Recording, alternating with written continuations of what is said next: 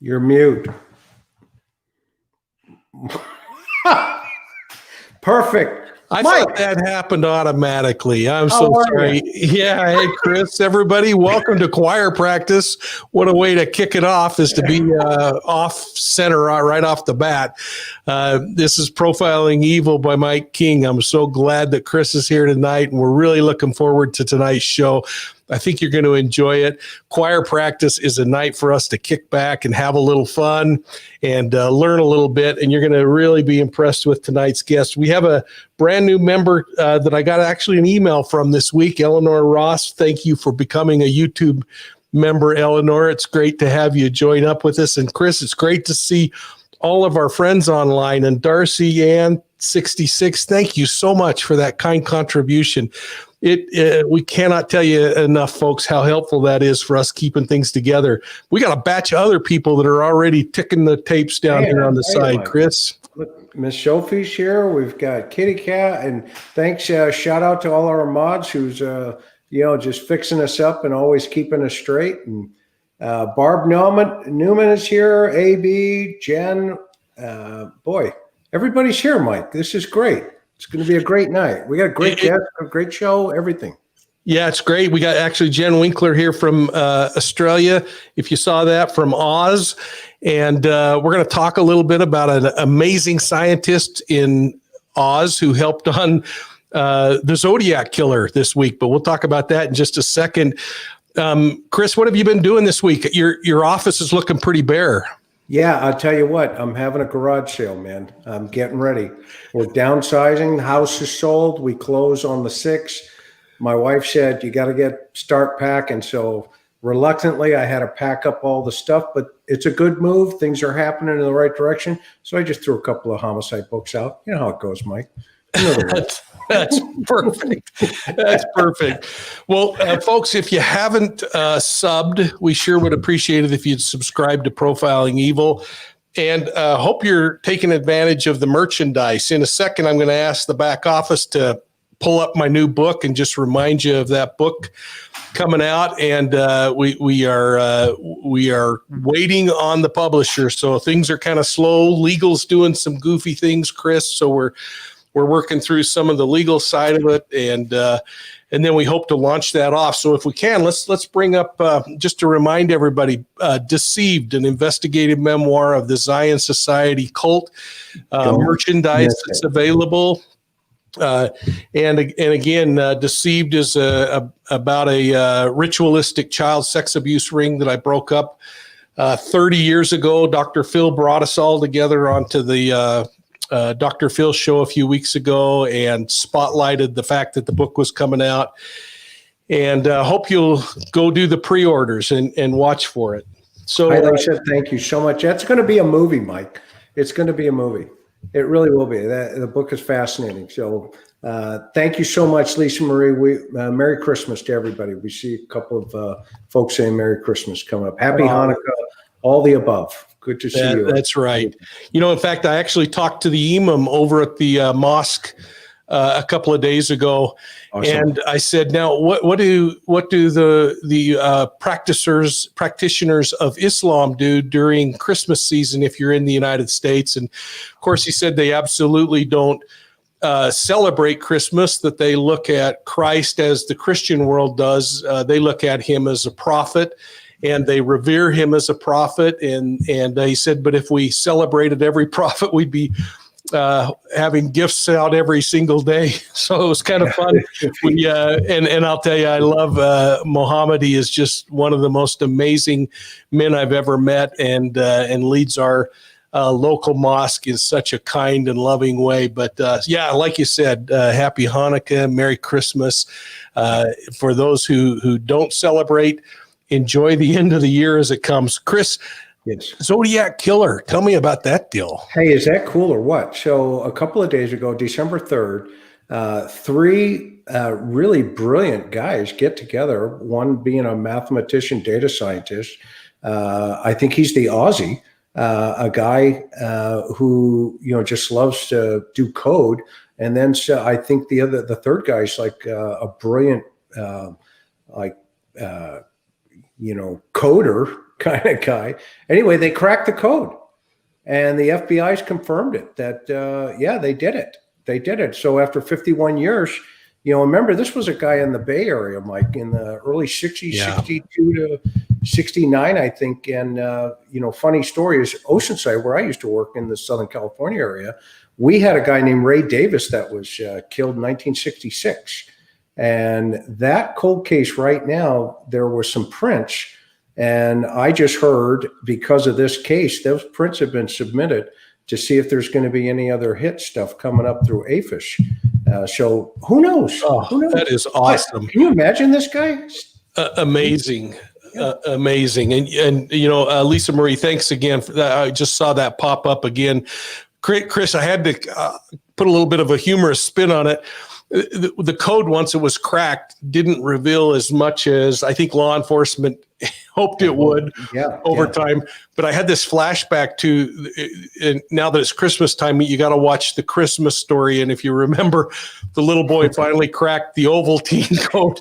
And it was just simply eat more Ovaltine. So exactly. A marketing gimmick. That's right. Sometimes we work our guts out and plan on something, and it doesn't end up being quite as impactful as we thought. But who knows what more might come from that. But hey, well, maybe he'll make a mistake like Raider. Maybe he'll do something else. Yeah, that's a really good point. And if you think of that, folks, Dennis Rader, BTK, bind 'em, torture, kill. That is a perfect example of a case that many years later exploded, and people finally were brought to justice. But let's bring on, I'm so excited about tonight's guest. Let's bring on Chief Kristen Ziman from the Aurora Police Department. Chief, how are you tonight? There she is. Hi, Chief. You're on mute. 2 for 2. I'm so grateful that you've joined the band. Yes. 2 for 2. I am 2 for 2. This is not my first rodeo. I don't know how I did that. Right? Man. It is so great to have you here, Chief. Let me just tell people a little bit about you. Chief Ziman is the chief of police in Illinois' second largest city. You're located just a half hour, 40 minutes west of Chicago, and you have it's actually a city you were a native of, right? You were raised there. Born and raised here. Yep. Never left. That's awesome. Well, you started your law enforcement career in 1994, and you've been working your way through the ranks. I know the first time I saw your name was at IACP when you were a commander at the police department. And then about 4 years ago, you were promoted to chief.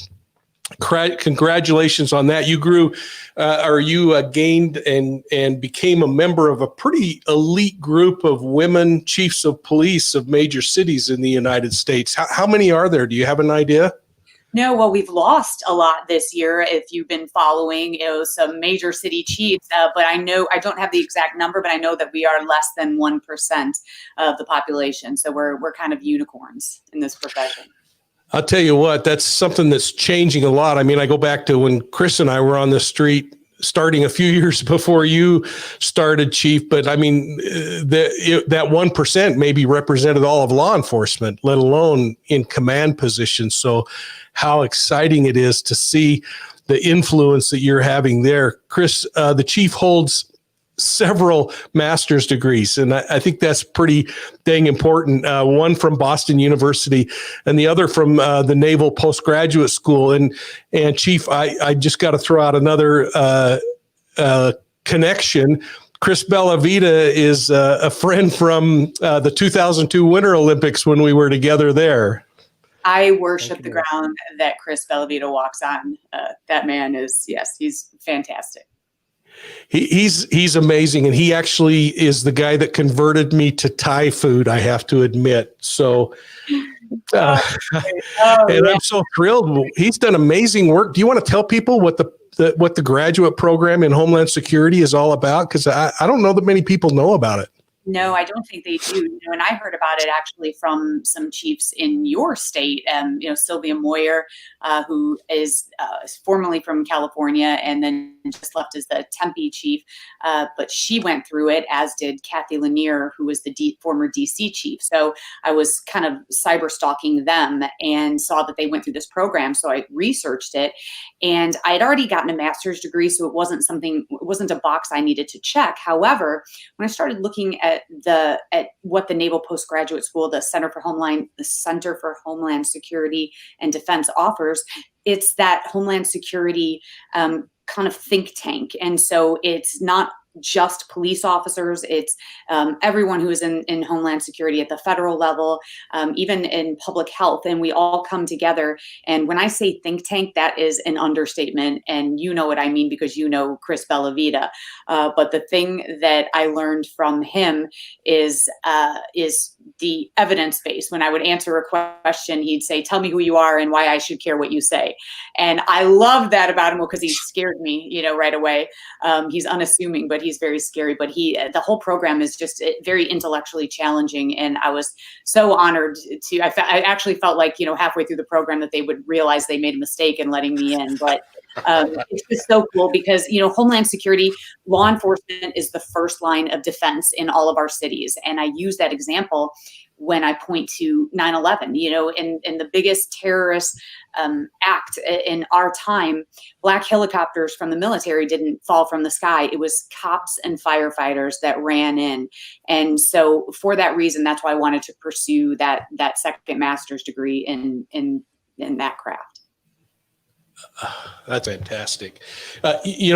Chris, from your neck of the woods, Chief, I remember a few years ago when now President-elect Biden was Vice President Biden, I was sitting in a meeting with the major city chiefs in D.C. where the vice president was presenting some things on law enforcement, and he was talking about all that the federal government was going to do. And Sheriff Baca from Los Angeles slammed his hand down on the table. And the whole room went dead silent. And he said, "Until you realize, Mr. Vice President, that the federal government is eating off of the hood of our police cars, you won't understand what Homeland Security is." So to hear you say that made that rush of memory come back about how important the patrol officer in the streets at 2:00 in the morning is. Yeah, if you think about that, when I say the first line of defense, that's exactly what I mean for when something major occurs, but all of the things that they thwart just through, going about their tour of duty during the night when something is awry, and collecting that data and finding those people that, eventually, could potentially cause harm to a community. Yeah, there's you're trailblazing, Chief.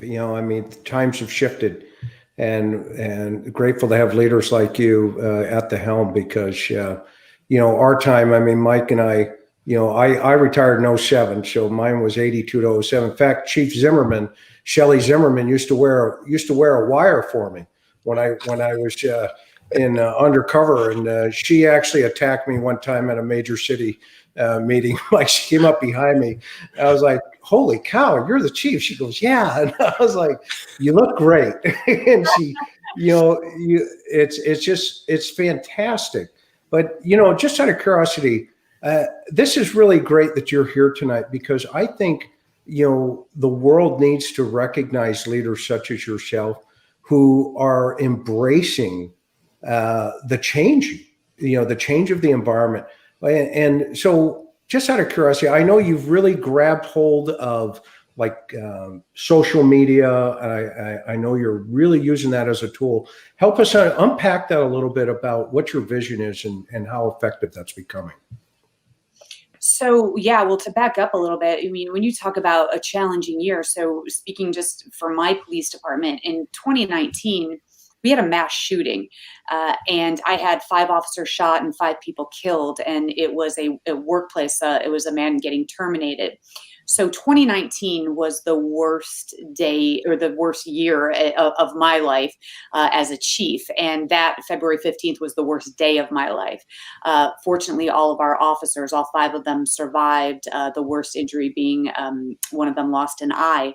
But I bring that up because it started this odd sequence of events. Is in 2019, we thought we were healing. We were getting to the end of 2019 and we felt like we were going to come back stronger. And 2020, a new year, and then COVID hits, and then we start to navigate new waters and trying to honestly make it up as I went along. I had never led during a pandemic. I didn't know what it looked like. I didn't know how I was going to keep our officers safe. And there were many times I would put out video messages to them and say, you guys, I'm trying to figure this out as I go along. I don't know what I'm doing here, but we need to bend but not break. And they stepped up to the challenge. Those officers did not miss a beat. We went to 12-hour shifts. They put themselves in harm's way. They put their families in harm's way by, because 911 calls don't stop even during a pandemic. So then, we obviously that's where we still are. But then, a light switch flipped. And in my city, we were very well revered. I mean, with our mass shooting, we went from hero to zero at the death of George Floyd. And it happened so fast. Yeah. And it blindsided me because, again, stepped up during a mass shooting, stepped up during COVID. And so to answer your question is, leveraging social media to try to communicate with my community members and stakeholders, well, then that all turned into a lot of hatred via social media. So what I once used as a venue to communicate with our people then just turned into this mudslinging and the keyboard warriors and the protests outside. So, it's still my preferred method of communication because that's how I communicate with people. And I'm very active on social media, and people can inbox me and DM me, but I use that platform. But I also see that platform, for everything good, there's also a dark side to it. Yeah. Yeah. I have quoted you on a couple of occasions, Chief. Maybe you could just follow through with this. Resisting suffocation is not resisting arrest. Absolutely. Yeah. I don't know anyone who is an honorable police officer that can look at that act and think that was okay. And I said it publicly, and I know, it's interesting because just because I publicly declared it via social media, doesn't give me courage whatsoever. But I think when chiefs stand up and leaders stand up, it gives, it sets the tone that that's not what we tolerate. That's not who we are as law enforcers. As law enforcement, the very nature of that term, it's not sexy. Someone has to enforce the law, but we can do that by treating people with human dignity and respect. And that was most certainly a terrible day in law enforcement. And again, those who are honorable and noble in this profession know that to be true. Yeah, no doubt about it. Here's one for you, Chief. Fill this void here. It says, leadership is about disappointing people at the rate they can absorb. So that I cannot take credit for. That was from I always tell people that I went to Harvard, and I leave out the part that I went to Harvard for 3 weeks. It was just a program, so I leave that part out. But that was, his name was Marty Linsky, and he was a professor at Harvard during this program. And when he said that leadership is about disappointing people at the rate they can absorb, I thought he had lost his mind. I thought, no, it's not. Leadership is about vision. It's about taking people where they don't know they want to go, but ought to go. It was about inspiring people. And then I became a chief. And about, several months into my tenure, I was pissing people off left and right, making decisions. It was like 51% of the people would be happy, 49 would be pissed off, and I thought, okay, but I know that I'm doing the right thing for the right reasons at the right time. And so I thought that's what he meant. But I didn't get it, and I don't think anyone can get it until you are standing alone, on that island and, trying to lead an organization, because you have to make decisions that are going to upset people or disappoint people. So it just like the light bulb went off for me. It's interesting, Mike. If I can dovetail into what the chief's saying here is, people forget, and I was talking to a buddy of mine. He just spent 24 years in the Navy. He was a SEAL, but for 24 years, his name is Joel Carty. And the guy's amazing, right? But what's interesting, he was asking about, law enforcement. And I said, when you join the military, they send you to Officer Candidate School, OCS. But when you become a law enforcement officer, you're running side by side with that person who one day could be your chief of police. And so everybody knows each other, but those idiosyncrasies, and at some point in a command position, to your point exactly, you're going to get even your friends turn sometimes. It's difficult. And to your point exactly, the military does it right. They start really training people for leadership early on, and there is a path that you follow in the military. That if you want to move up. With law enforcement, it's hey, here are your chevrons. Go forth and be a boss, and you didn't know anything more before you got you passed the test. Yeah. And I really joke because sometimes, especially in our profession, and I love my profession, but sometimes in our profession, and I'm sure you've seen this as well, is sometimes, people equate their collar brass with their IQ, in that the higher you move up in an organization, the smarter you get. And man, that's not true at all. Just because you move up does not make you smarter than everyone else. And so I think that law enforcement needs to get better at developing leaders. Yeah. I think back of supervising law enforcement officers, and I look at today, and Chief, it's a different environment. I mean, when I had officers that I needed to sit down and counsel with as a division chief or something like that, I could sit down and talk to them across the table, and we could solve problems.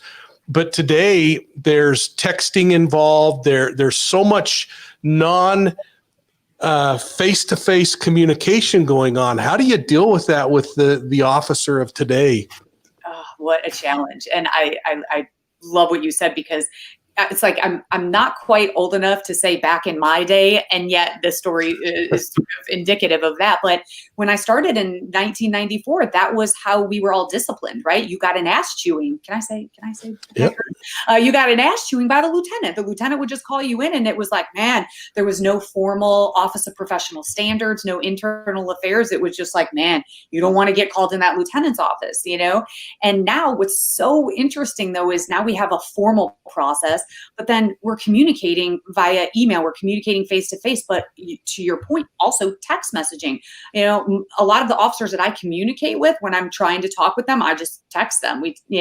That's our method and their method of preferred communication, which it's fine by me. I've always been pretty tech savvy, but when you add all these layers of communication in different venues, it most certainly adds to a lot of chaos and confusion at sometimes. Yeah. Go ahead, Mike. I'm just thinking, I'm so glad I didn't have to learn some of those skill sets, because I'm screwing up every day when I text somebody. I forget and put a capital letters that I guess means I'm screaming my head off when all I'm trying to do is make a point. And there's so much of a culture to social media and texting and other things, when you used to just look at somebody and you could say, well, wait a minute, I can tell this isn't registering. Let's go back and retrace the steps we were on. Exactly. Well, then, and just then take that to a whole new level and think about crime, and where people just used to stand on the corners and deal drugs and wear their colors, and now everyone is on encrypted platforms. People are on Snapchat. Everything is disappearing. Drug deals occur, via that platform, and law enforcement, by the time we have caught up with whatever platform or venue that is, that technology is already changed and it's already encrypted, and they're, the criminals are a couple steps ahead of us. So let's shift gears just for a second. Help us understand, help our audience understand that officer that goes home after that camera has been stuck right in their face, and they have just been absolutely bombarded with everything on the earth. But help our viewers understand, Chief, what does that feel like? What's that like? What's going on today? Well, you talk about never being off. There's, even when you used to have a conversation, and I've been in this profession before cameras and, and now with cameras and, squad cameras, body cams. And I will have to say though, I'm a big proponent of body cams because I Yeah. believe that Yeah, I agree. they exonerate officers 99% of the time. And because on the hundreds of thousands of contacts that our police officers have every day with people on the street, I wish I could just feed that, that streaming feed so they could see all of the amazing things and the interactions and the compassion and the empathy, but what's that like? I honestly think that it's been more of a challenge for officers coming in halfway through their career, having to strap that camera on and having that microphone. But the new officers coming on, they really don't, they don't know anything different. So, but as far as going home, if you just think about the concept, camera or no camera, of just carrying the job with you, I call it the 1,000 tiny cuts that happen to police officers. And it doesn't have to be a mass shooting. We were, suffered that misfortune. It doesn't have to be a mass shooting. It's the 1,000 tiny cuts that happen every day. It's seeing, that baby that was abused. It's seeing that family that was killed in the car accident. And this film reel just plays over and over in the head of a cop, a first responder, EMT, firefighter, all of that plays over and over. And then you got to go home, and somebody's asking you to make a decision about dinner and you're like still in that haze, and that's the nature of this work. And that's why we have to attract, it takes a special kind of person to be a first responder. I believe that with all of my heart, is that it takes a resilient person, who can navigate those 1,000 tiny cuts and still manage, to keep a work-life balance and move about the world. Yeah, amen. I think this is a perfect time, Chief, to kind of bounce forward. I want the back office to pull up a video that came out of Portland this week. And I'd like to just maybe watch 30 to 60 seconds of this. I've asked them to keep the audio out just because there's a lot of cuss words being thrown out. But the thing that just impacted me so heavily is, number one, the pain of the citizenry that this seems like a good idea. And then the police officers that are subjected to retreating and doing what they had to do to try to de-escalate. But I'd like you to maybe just talk a little bit about at what expense. So let's play that.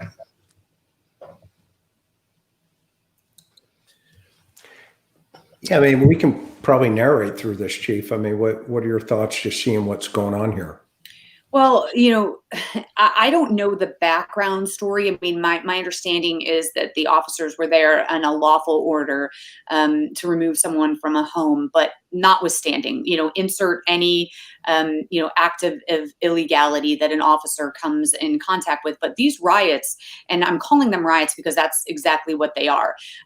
Make no mistake that peaceful protests are what we have been handling over the years and handling quite well. But there is a moment, there's the tipping point when this is what happens. This is not a peaceful protest. So no matter, what they're here for or what people are angry about, there's a lot of pain, on behalf of our citizenry and sometimes rightfully.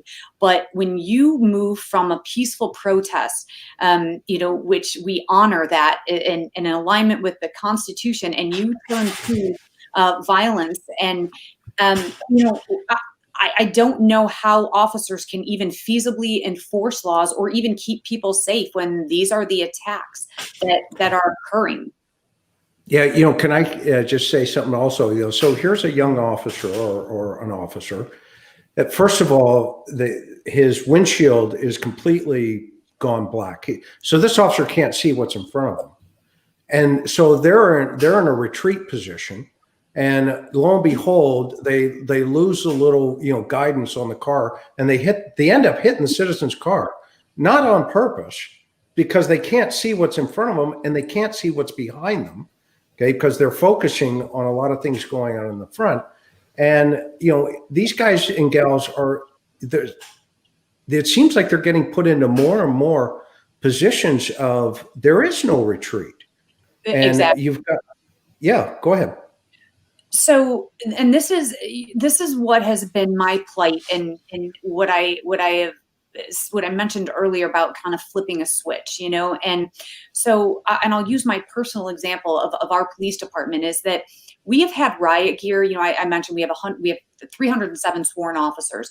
We have about 50 sets of riot gear that we have had since I've worked there. So for 27 years. And we have never touched that riot gear. We've never touched it. We've had it at the ready. So then, on May 31st, when it started out as a peaceful protest, which once again, we will defend your right always. It doesn't matter if you are there to abolish the police, defund the police, if you are pro-life, if you are pro-choice, if you are Democrat, Republican, it doesn't matter what your venue is, what your platform is. If you are there to speak out, we will protect you. That is your right. But when that turns violent, and on that night, our police officers were out on the street, and what started out as a peaceful protest was hijacked by opportunists who then started prying bricks up from the sidewalk and throwing those bricks at my officers' heads. I had an officer with a broken hand. Our squad cars were started on fire. I mean, they were dodging bricks left and right. So I went to my leadership in the city and said, we need more riot gear. Well, then we couldn't call it riot gear anymore. We had to call it personal protective gear, even though it was in defense of rioters. And I stand firm on that. And I will, again, peaceful protests are very different than rioters. And so there was a big, really a backlash from people who then thought we were being too militaristic. And, so we showed videos of officers getting pelted in the head with bricks, so this is the bigger problem that we're having here. And you have an abolitionist movement that, get rid of the police altogether. And that's exactly what that video really was get out. We'll handle our own business. But that's not how the social contract works. That's not how our democracy works. Our democracy works because you entrust us to enforce laws. If you don't, and meaning you, this citizen, don't entrust us to enforce those laws, then what happens is chaos, anarchy, vigilante, and no one then, thugs will take over. I mean, it's preposterous to me to think that we could survive without policing. Now, having said that, are there some police officers there who are doing us a disservice, our entire profession? Yes. When you tarnish our badge, when one tarnishes the badge, you tarnish us all. And right. I have no use for them. And all officers, I tell my officers, I will stand with you when you are right, and I will part with you when you are wrong. But this has gotten to a time and place where it's going to be very dangerous if people start saying we don't want the police anywhere around. That's such a solid point, Chief. Mike, what are your thoughts? I just am thinking of the especially the plight in larger cities, Chief, where the officer on the street is now fearful of the voted in administrations who make quick decisions, who condemn before there's a hearing or an internal investigation. And hearing from street cops all around the world now that are second guessing decisions that could cost them their life because they're so fearful of this challenge that they're facing right now. How do you train and remind your officers that there is a higher standard, there is a need to de-escalate, but they also are going to be backed up when things fall apart? Oh, for sure. So there are three things. I have three answers to that. Training, training, training. Your officers will play like they practice. And some of the incidents, and I'm not going to throw any cities under the bus here, but when you've seen the incidents that are on the headlines and you see the officers and their performance, it is a lack of training, hands down. And so that is why I tell my city leader and any city leaders who will listen to me that you have to invest money and time on your officers, and you have to put them through experiential training, not where you sit and watch a PowerPoint about what to do. You have to add stressors, you have to add role players, and you have to put them in situations where they feel as though this is the real thing happening on the street. So they're scared and they have, lights and smoke coming at them, because they will then, that muscle memory will translate out onto the street. And part of that training, in every single scenario, you work in de-escalation techniques. And I cannot take credit for this. I have the most amazing training division in my police department, and I go through it myself and I watch them, and they will stop officers and say, why did you do that? Why did you do that when that person was handcuffed? And they have to explain, man, I don't know. I just got caught up in it. Go in and do it again, and do it until you get it right. And then they get it right. And then what happens is they play like they practice. So every city leader who is listening to this needs to know that they have to put a lot of money into training, because it costs a lot of money. And I have told my mayor and our CFO is that you will have to pry my training budget out of my cold dead hands. If you take that away, then what's going to happen is you're going to pay lawsuits on the back end. So put the money in, which is far less on the front end. And then to the second part of your question is, when officers revert to their training, they don't make those kind of mistakes. And so we tell officers, what you're trying to do, and I have got your back all day. Listen, the United States Constitution affords us tools to do our job. They have given us great power, police officers. You can take away a person's freedom. And if you think about the magnitude of that responsibility, putting handcuffs on someone and incarcerating them, taking away their freedom, going through, their personal effects, their homes, under the Fourth Amendment, where it's justified, is a great responsibility. And ultimately, taking a person's life, we can do that. Now, will we be scrutinized? Absolutely, and it should be. But that power is so great that we have to get it right. And unlike other professions, and I hear this all the time, and it frustrates me when people say, well, we're held to a higher standard. And I say, you're damn right we are, because when we make mistakes, it's not like, a tradesman that's, oh man, I'm sorry. I put the wrong thing in. We got to rip it out. And, you've lost money and time. For us, when we make mistakes, lives are lost.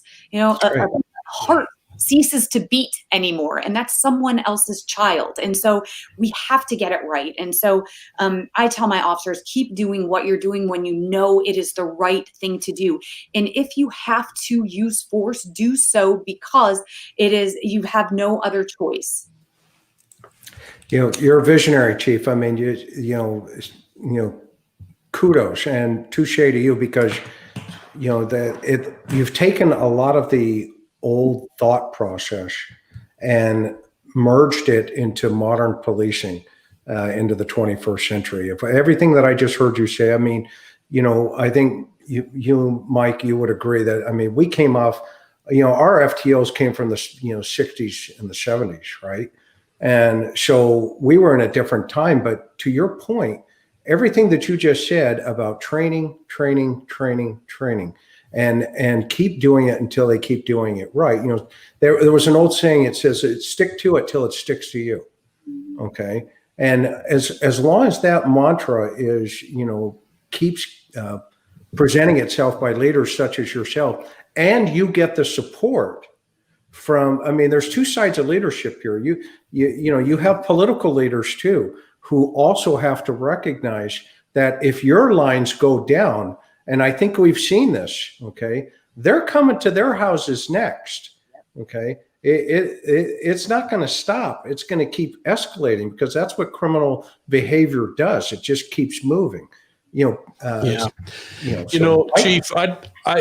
would you take a couple questions if we have some folks that would type something in? Folks, if you'd like to ask Chief Ziman a question, just put them in the box, and the back office will pop them up on the screen. In the meantime, I'd like to have the back office put up your website, Chief, because I'll tell you what, folks, the other cool thing about the Chief is that she is a journalist hack, and she loves writing. And I think you got to take a minute and look. She not only writes for the newspaper in Chicago, the Chicago Tribune-Beacon, but she has this amazing blog that I actually have read. Actually, even before we started chatting about coming on the show, Chief. And I'm just really proud of you for stepping out on the edge, because sometimes it's thin ice when you step out and make an opinion public. So really proud of you about that. And folks, also, you can follow the Chief on Twitter. So we'll pop that up here too as well. And take take a moment and make sure that you got the chief on there and shout her out once in a while. And when you hear her put something up there, like she put some pretty cool things up there. I pulled one the other day, Chief, that I had to make sure there's no question on, because I've spent a lot of time at Chicago PD, especially when McCarthy was the superintendent, and of course before Lewin left, I had a much tighter relationship. But you had a question online about which is better, Lou Manotti's or Giordano's, and I just have to make it very clear that Lou Manotti's is the one. Especially the salad with the deep dish is the way to go. I don't know what your thoughts are. I tell you that that poll came back pretty close, but it was Lou's that won. But my family would fight you. My family said Giordano's. I'm telling you. I love it. Hey, so I saw one that went by a little bit ago. Oh, well, we can take this one here. So how do you feel about mental health professional teaming with an officer when first responding to certain calls? Thoughts? I have a lot of thoughts on this. And, what's interesting and also frustrating, I might add, is that, we had been working on bringing social workers into our police department before it was demanded of us. And so we've been, sort of forging that path forward in that. And it was one of my police officers that, Doug Rashkow, that brought social workers to our police department. So here's the answer to that question, is that people seem to think that they have to step to one side or the other. Social workers should replace police officers when it comes to someone in a mental health crisis. No, that is absolutely not the answer. Yeah, that's crazy. Is the answer, and so we have social workers, and when we can, and I always tell our officers, slow down.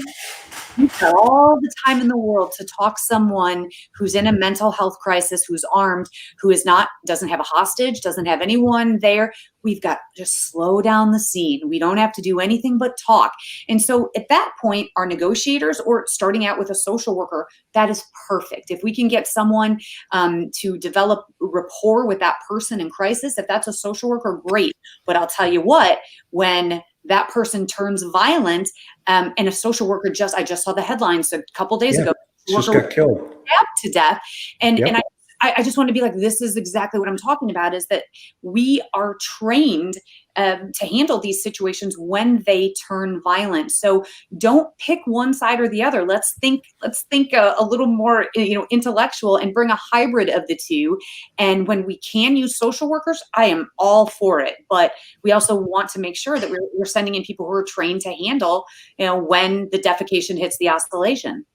Yeah, I'll bet you that OIS at NYPD just had the guy up on the steps up there after the choir practice. I don't know if you saw that last night, but it was a shootout, and he had knives, he had gasoline, he had 2 guns, and he was wackadoodle. Okay, I mean, there's not much you can do with those guys. They exist, and I also take exception to everyone labeling someone who is violent as a mental health, and people, there is a distinction. Not everyone is having a mental health crisis. Sometimes they're just really bad people, or they're drugs, and so it's like, I feel like sometimes people are like, oh, they were going through a mental health crisis while they're trying to slash everyone or, shoot everyone. It's like, I guess I understand it's not a normal thing to do, but let's not just label someone as having a mental health crisis. They might just be, a psychopath. There you go. Chief, here's one. Go, Mike. Chief, I think this is an important question, and I'd like to end with this one if we could. And that is, you have broken the boundaries in many ways throughout your career. You were probably one of the first women in your police department. You were probably one of the first to rise through the command ranks. How have you handled sexism internally, and how do you think it impacts the job moving forward?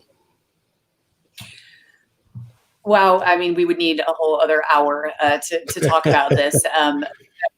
Maybe have him for part B, but there two. I'll tell you, I have had more support in my profession, and I have what I call mentors and tormentors, and I most certainly have had my share of tormentors, the ones who didn't think women should be there, and so I combated that by trying to do the very best I could and trying to earn it. Now, becoming chief in my department was a little different because I came up through the ranks. I'd already established relationships and, and relevancy in my department. But I will say that sexism is alive and well. And I'll give you one example from bookends of my career. In the early days, as walking around in 1994 as a 21-year-old cop, people would say, "Oh, you're too little to be a police officer. Do they let you drive around in that squad car by yourself?" And, I used to retort with a witty comment like, I can take you down in 11 different ways. And, but I learned to overcome that through my career by just trying to do a really good job and trying to show that I was competent. Fast forward to, I make it to the final 3 in Chicago as the superintendent. And it was one woman, it was a woman on the police board. I was leaving my interview and I shook everyone's hand, and it was a female, and she said, "Oh, I don't think that you could be the superintendent," or something to the effect of, "I don't know that those men will follow you," or something like that. "You're too little," is what she said. She made a comment about my stature, and I thought, what an odd thing coming from a female. So that just happens, and so I think people take one look and they make assumptions.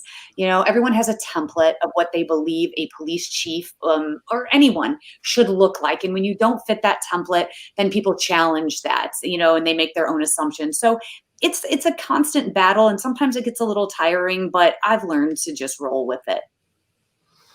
Well, you are an amazing example at every stage through your career. I want to say to everyone who's listening, you also are catching the eye of major cities all across this country. And I know you just recently came up just short in Nashville as the chief of police. What a loss it will be to your department the day you leave. But what a neat opportunity there must be waiting for you out there. And we can't thank you enough for coming on this show with us. I don't know. Do you have any? One of the other things we like to try to do from time to time, Chief, is look at unsolved cases. We actually have put a lot of investment in some of these unsolved cases, including organizing with family members large searches to look for missing people. If you have any cases in your community that you want to spotlight and get across, we get hundreds of thousands of people looking at these darn things every month, and we would just be honored to share some of your cases. Yeah, get your detective up here if you got a cold case squad. Yeah, all right. I definitely can think of a few for sure. Thank you. Well, that'd be great. We're going to leave the final word to you, Chief, of what you would want to say to the public, and what you would maybe one of the primary reasons for this channel, Chief, was to rehumanize law enforcement. You've really helped with that today. But what messaging you might leave to also help our cadre of listeners to look at law enforcement with a little brighter eye? Yeah, and thank you for asking that question, because I think it's so important. I think that, on both sides, and whether it be politics, whether it be policing and protesters, it's when we lean in and really see people as people, that's when you start to see, number one, the pain that people in our community have. And as I mentioned earlier, rightly so. But then you also look at police officers and you realize that, you take away this badge and this uniform and they're human beings. And I think what's most important to note is that policing, it can be great when it's at its best. But we have to continue. And I'm actually going to put the onus on police officers here that, we have to be better. We have to earn it. So for whatever reason that we don't think it's fair that we're painted with this broad brush, things that we didn't even do in our city, well, that honestly should really ignite a fire within us. Instead of just throwing up our arms, is that we need to lean in even further. And we need to show people that we really are, this is a noble profession, and we've got to earn it. And I think we need to meet people where they are. And I think that's the first step. Oh, that's great. Folks, this is Chief Kristen Ziman from the Aurora, Illinois Police Department. And we are so honored to count you among friends now, Chief, and wish you the very best. May God bless you and all of your officers as you go through the holiday season and into the new year. It's going to be a better year in 2021. We're going to get back on our feet and start doing some cool things. So thank you so much for being with us tonight. Thank you very much for having me. Appreciate you. Thank you. All right. Good night, Chief. Wow. Well, isn't that one of the most amazing individuals you've ever met? I can't say enough about having her on, Chris. Yeah, no, she's a true leader. She's grounded in her vision. Yeah. And, she's got the experience right behind her as well. So those guys and gals who are working with her and for her are lucky to have her at the helm. So it'll be good. Yep, I agree. I just want to remind everybody, if you're not a sub of this channel, please subscribe. Please hit the bell so that you get the notifications, and consider the merchandise. To all of you who have been helping out, we're so thankful. I want to see if Tim in the back office is wearing a little swag tonight again. I want to have him jump on, but then I want to turn the time over in a minute to Tim, because we got to do some training tonight, Chris. And I felt like it was really important that we brought up one of the best training films that I ever watched during my career. Absolutely. But before I do that, folks, also consider using the evidence room. If you haven't, remember that you can go to profilingevil.com and click on the evidence room, where you can submit cases that you'd like Chris and me to look at. You can also share information there, and we use that to kind of drive the direction that we're going. So, Mike, what do we got on the tap here? What do we got on the tap? I think it's showtime. The chief says training. We need training. Let's go. All right. So, Chris, we're going to start off. Okay. Hit me. With some discussion around high-speed pursuits, courtesy of TJ Hooker. Absolutely.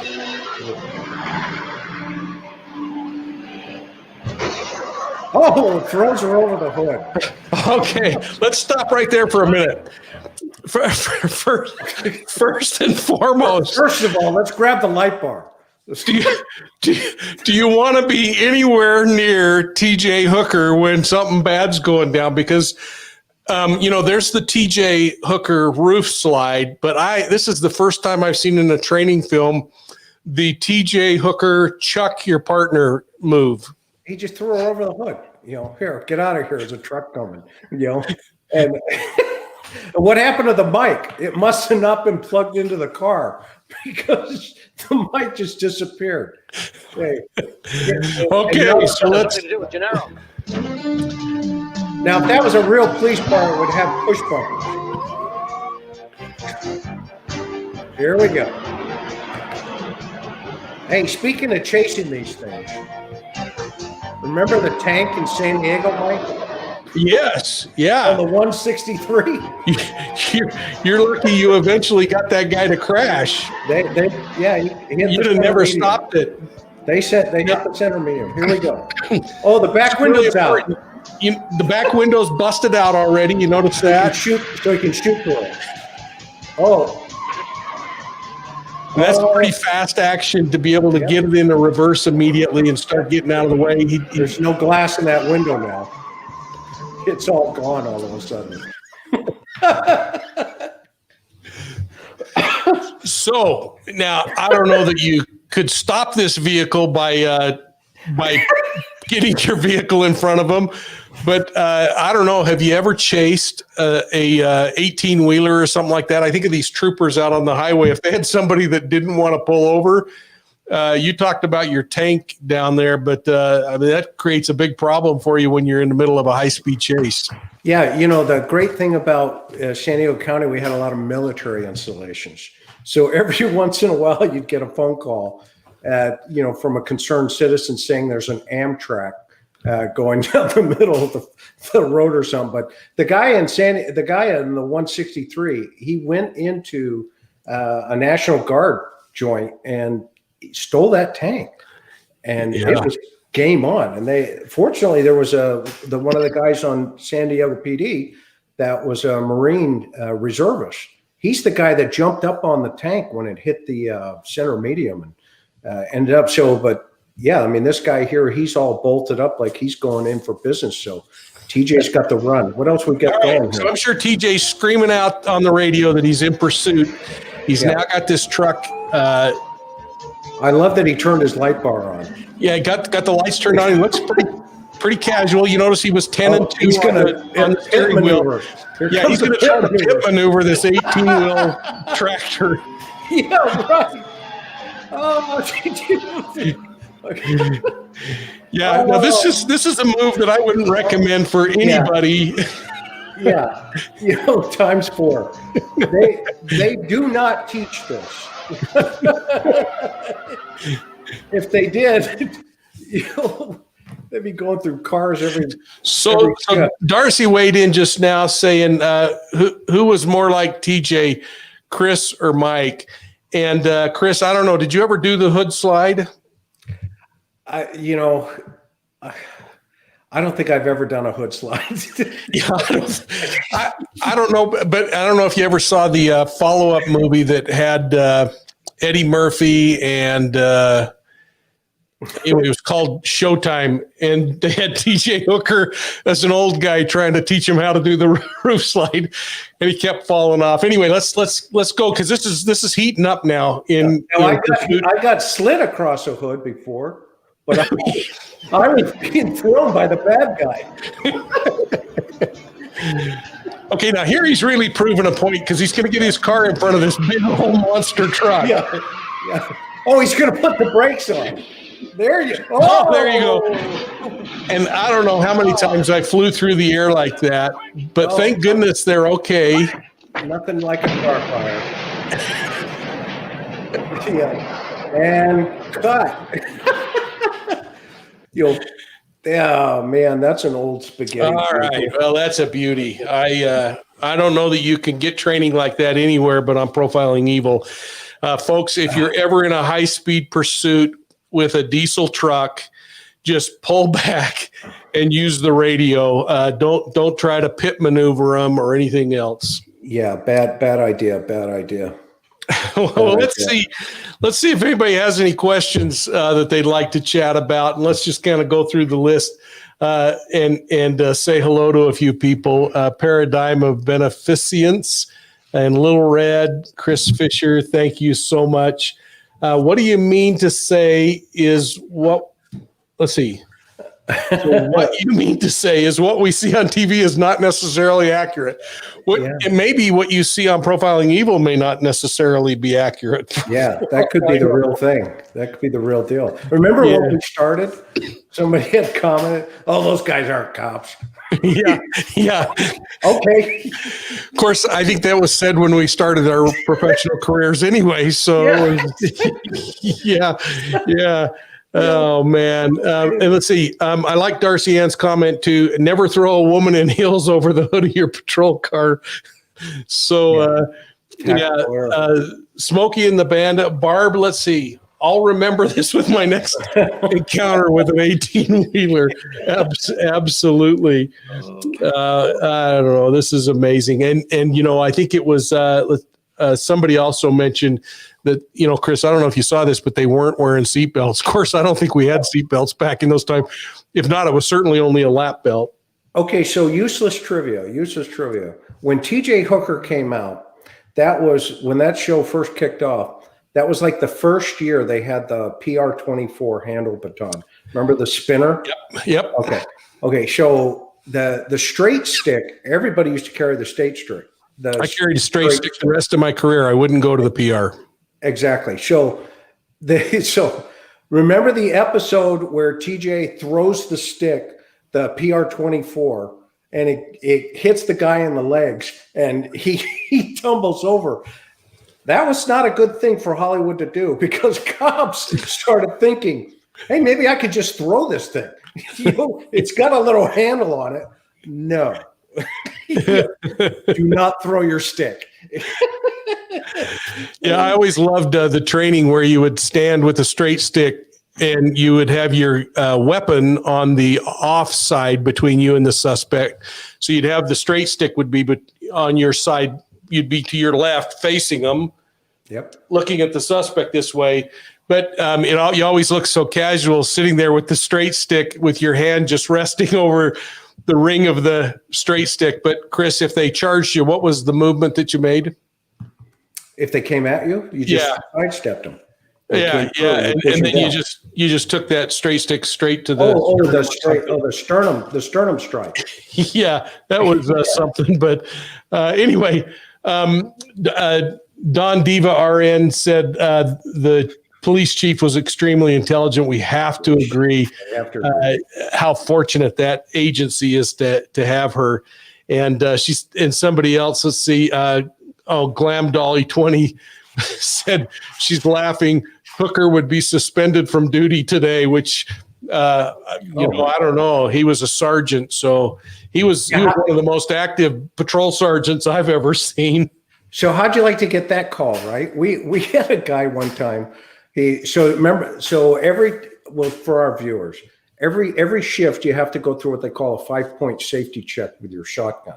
And it's a Remington 870, and you have to take it apart, and you got to test. Remember, Mike, you got to test the firing pin, right? Okay. Well, we had a guy. I'm not going to name any names, but he's going to know who he is because if he watches this, okay. He sets it back in the rack, and back then, it wasn't behind us; it was in front of us, to the right, and you just drop it in, right? Well, somehow he left a round in there, and boom. Put a big hole through the roof of the car, right? And he's like, oh boy, right? So the watch commander, everybody goes berserk because, this round goes off. The WC walks out and, kind of reads him up, and he says, okay, well, you're going to have to write that up, and the mechanics are not going to be happy tomorrow, okay? Can you imagine, right, coming to work as the guys who fix these vehicles, and they're 24/7, these cars. They have to run forever. Okay. Yeah. And you got a sunroof now, right? So can you imagine if TJ Hooker was able to destroy a car every shift, everything just keeps blowing up. Okay. And so our mechanic's name was Hank. Okay. One of them. And Hank comes up and he goes, so what happened, buddy?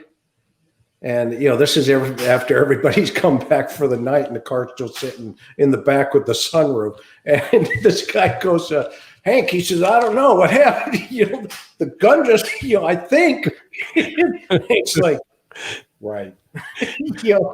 New car. So I got a question for you. When TJ's in pursuit, I see him with 10 and 2, no microphone in his hand while he's pursuing this truck. I just got to know now, folks, back in our day, your microphone was attached to the mobile radio in the vehicle. So there was a big long cord. How many times you wrap the cord around the wheel in a chase, Chris? Well, we used to wrap it around our head. It'd come around our back and we'd put it right here. But one time, never. I mean, wrap it, never. Yeah, we'd hang it on the door, getting out. Hang it off the door, and when you're driving, you'd hang it over the mirror or you'd throw it around your neck. And if you ever did hold it on the steering wheel, you only did it once because you ended up wrapping it. Yeah. Well, anyway, great training night, great choir practice. The chief was fantastic. I want to put up her, if we've got it still, put up her Twitter handle and her webpage, and invite you all to go and listen in on her. And folks, want to just say to Chris and all of you, thanks. I hope you're enjoying the holiday season and that you're being safe. And we look forward to seeing you on Profiling Evil next time around. Yep. And keep subscribing and send us around. We appreciate it. See you on the next